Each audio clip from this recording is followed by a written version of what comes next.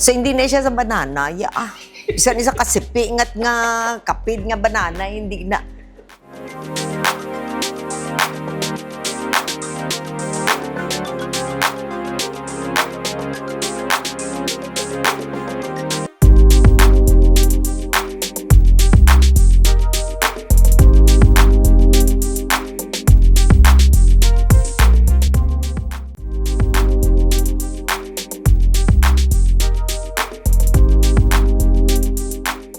Tuod na hamba nila nga kung anong gina-crave sa isa kang mother, mag-apekto na siya sa appearance ng iya baby.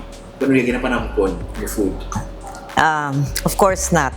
Di na siya, the appearance of the baby will depend on genetics. Genetics gina siya. That's why nga, sometimes we have patients nga the paternal features are totally different. Sometimes there's a question, especially if the father is working abroad, tapos lain ang features pagwa, so you can always check for the DNA testing sila. Because the appearance of the child or of the baby will depend on the genetic factors of the parents. Oo, hindi na siya nga sa ginakaon. Kabalo ko na mayara, ginaganig iban nga, magkaon ka amuni, hindi ka magkaon sa talaban, hindi ka magkaon sa umuna. Tapos hindi ka magkaon sa balahibuhon, kay basi magbalbon man ang bata. Pero tika ang mother, balbon, ti magwa ang baby, balbon, gitya.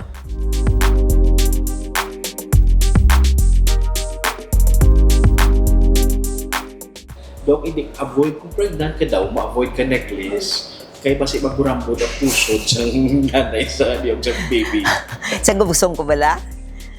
Yung necklace, wala man cord coil. So ang cord coil or ang nuchal cord nga burambod sa liog sang bata occurs during intrauterine life when there is movement bala of the baby. So, on the first trimester, second trimester, the baby moves a lot already. Kaya gamay pa siya. In the process, there is, sometimes there's either the presentation of the baby, gasuli siya. No? Kung suli siya, tapos gulpila matiyog, in the process, baliog ang pusod ng baby. But, it is a false notion nga kung cord coil kailan cesarean section gid. Hindi na siya. Kaya amugi na ang common question. And usually, that's a good question because there are a lot of patients who are really worried once their ultrasound findings showed a nuchal cord or may cord coil. Kaya binila, base si baby ko ma-distress, basi may muna.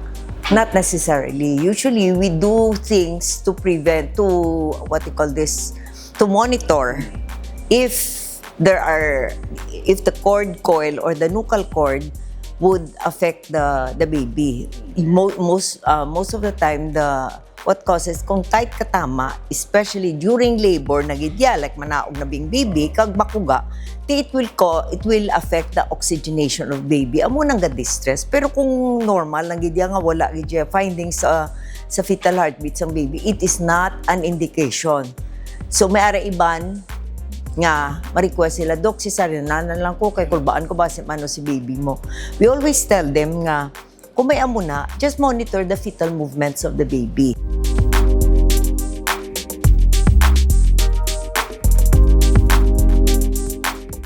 Dok, dapat daw isa ka pregnant woman ma-avoid sa funerals.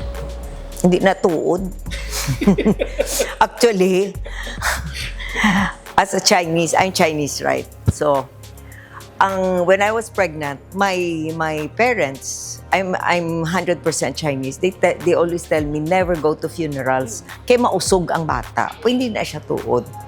Hindi na siya tuod. You can go tapos it's just like, bisan di ka pregnant, mambal nga before ka mapuli, magi-anay sa isa ka lugar. Hindi ka magritso puli kaya kung hindi madala mo bala ang malas ko, no? Or so dapat kung halin ka sa Rolling Hills, maagi ka anay sa Starbucks or sa dinang kapihan before ka mapuli. Pagpag is the term.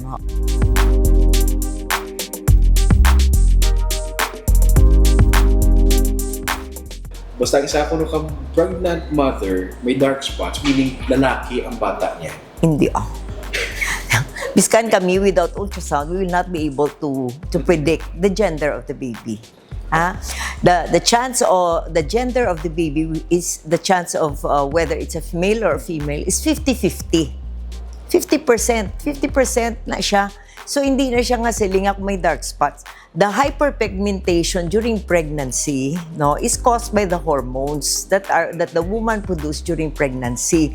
Amo na nga naga-dark spot siya, itom ang ilok, itom ang singit, itom ang linyabla sa tiyan, which we call the nigra. Basta ang nigra na siya. Kung ano na siya, ang abdominal tree, ang nigra na siya. Kung hindi kaya busong, hindi mo na makita ang line na bala sa tunga, sang tiyan, sang babayi. Pero kung gabusong, itom na siya. Okay? So there are patients wherein the gender is female, pero parte kalaway. Parte kalaway. Amo na usually ang ginaano sa mga baby. I have patients who really think that their babies are male, pero pagwa, female. Itong grabe, itom. Dere, naglaway siya. Ito, sing kaputi sa iya. Naglaway ko ng lalaki, which is not true.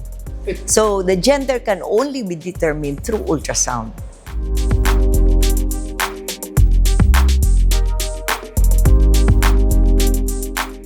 Kanina daw, kabalila ko nung isa ka mother, lakaran niya yung husband sa bed. Badula ang symptoms. Masaylo ang craving sa lalaki. So these are beliefs, no, nga hand me down from our ninuno sa aton nga mga ancestors. Nga lakaran mo, especially kung ang babayi, it is expected of a woman, no, who is pregnant during the first 3 months of pregnancy to have symptoms brought about by the hormone human chorionic gonadotropin. Amo nang gatag bala sang positive pregnancy test. Amo ni siyang hormone ang nagkakos sang suka-suka, lain matsyag, no? Amo nagalingin ang ulo. But this will just disappear after the 3rd month. Na amo na siya. Pero ti amo na itik sa maba sila. Sige lakaran ko lang way makupirdihon. Actually, the only way to prevent ang symptoms of a woman, no, with the hyperemesis or emesis gravidarum, kang ini mga symptoms of pregnancy, is syempre they have to seek consult and they will be given advice how to prevent it.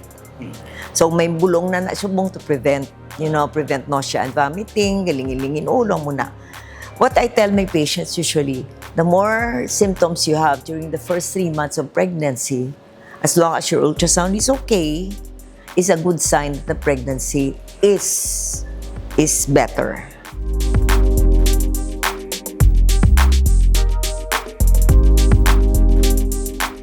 Pagkaon ka, twin nga bananas, twin lang bata mo. Hindi na siya. Again, usually twinning is brought about by genetic predisposition. Usually, sa 2nd generation na siya. So like, if your lola has a twin, or your parents are twins, the chances of having a twin or a multiple pregnancy is also increased. The other factors that can give rise to multiple pregnancy or twinning is when the patient undergoes infertility workup and is given medications like clomiphene, which increases the chances of multiple eggs being formed. So hindi na siya sa banana, isa kasipi nga kapid nga banana, hindi na. Dok,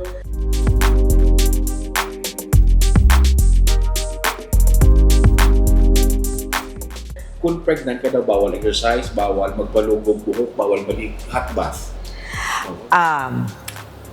Ano ganing una? Exercise is okay. No, depende sa type of exercise. So, usually, what I tell my patients, as long as you are working, that's enough exercise. Unless nga kapungko ka lang sa computer, work from home, hindi na siya exercise. Pero like the employees here, they have to walk, okay na siya. Ang ano lang na sometimes, ang common question na nila is, kumusta ka sa hagdan? No? Oo. Kung pwede, kung hindi. Kasi syempre, especially if it's the first pregnancy, pwede lang, pero hindi masinsaka panaog. Mayroon naman, the common problem with exercise is those women who are exercise buff. Oo. No? Meron. And then they get pregnant. Ang ma-questionin na si Doc, pwede lang ko exercise. Ano yung exercise mo? Run ko. Pwede hindi ka lang mag-run. Ma-walk ka lang. Lift weights. Ang weights pwede, babaw lang. Babaw. Oh, babaw lang. Tapos na yoga pwede. Yoga pwede. Positions. Next. Ang squatting position, usually we advise during the 3rd trimester. Kaya para ma-open ang pelvis. Kung manong bata na, oo. That is presuming that your ultrasound results and you are asymptomatic. Normal ang ultrasound, magkakasymptomatic. Karong nga bleed ka, of course. Usually, advice kami, pwede bed rest. Hindi maging bed rest. You can, do the usual chores in the house. Basta hindi lang magdamo ang bleeding, kaya ma-bed rest kagid. Or if it's a precious baby na nagpa-IVF ka, ma-bed rest kagid, mga muna.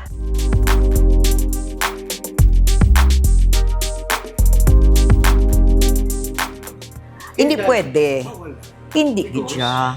Because ang dye mo are chemicals. It can affect, it can be absorbed through the scalp. As much as possible, refrain lang. Kung pwede, siguro henna or mga natural lang nga dyes, pero hindi pwede. Ang mga dyes na nga, ibang gani ko, tawag mo na? Highlights na, mayara pagid na, hindi lang hair dye, mapa-rebond. Those chemicals are very strong. No, ginaya. During pregnancy, kung pwede, especially now, ang thrust namon dala sa OB is as much as possible, wala chemicals gidya mo. Anything that you inhale, anything that you eat, anything that you take it into your body, or anything that is absorbed by the body would affect the baby, especially during the first 3 months of pregnancy. And of course, medications muna siya.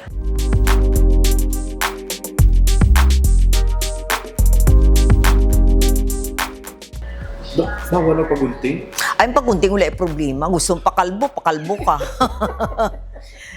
Ang ano lang daya, ang ano bala ng, what you call this? Ang pagunting wala problema. Sometimes, ang akong, what the problem is, inabalang ga-shave, ga-wax.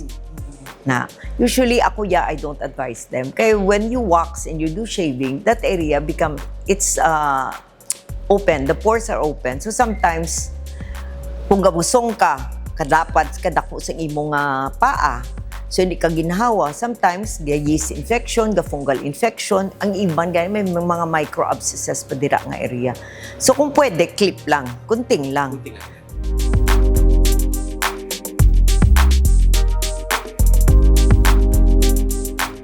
No seafoods? You're pregnant? In moderate amounts. Because seafood is... Allergenic siya. Allergenic. Regarding mga shells, ang shells naman, it has to be cooked. Kaya during pregnancy, ang gastrointestinal tract sang mother is very sensitive. So kung may history ka nga dali ka maglupot, refrain from talaba, from mga shells. Kay especially if it's not cooked well, pwede ka mag-amoeba, pwede ka maglupot. Ang ang seafood siya, tiyan mo na, base mag-allergy. Kaya because the immune system of the woman during pregnancy is reduced. Immunocompromised sila. So, pwede sila mag-react to certain allergenic foods. So, seafood is number 1. Iban nga chicken, chicken. Tapos, iba naman sa dust. Lain lang kung allergic sila sa bana nila.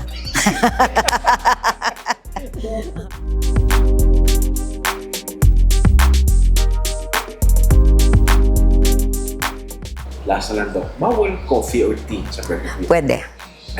Allowed?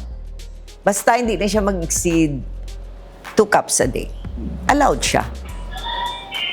Kaya kung mo na siya, ma-migraine headache na siya. Especially kung coffee drinkers. Allowed lang na siya. Basta ang ginano ko lang hindi ang ang coffee or tea that is high in sugar content.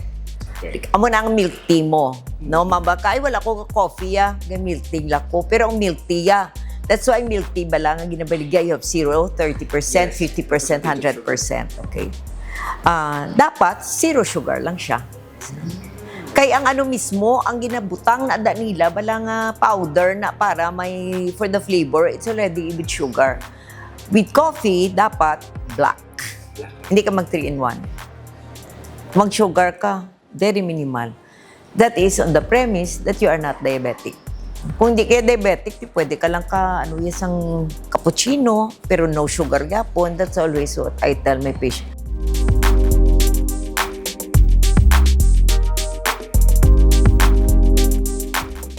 Ano dapat tandaan sa isang babae kung nagabusog na siya as a final advice na Once a woman gets pregnant, okay, the first thing that she has to do is seek consult immediately.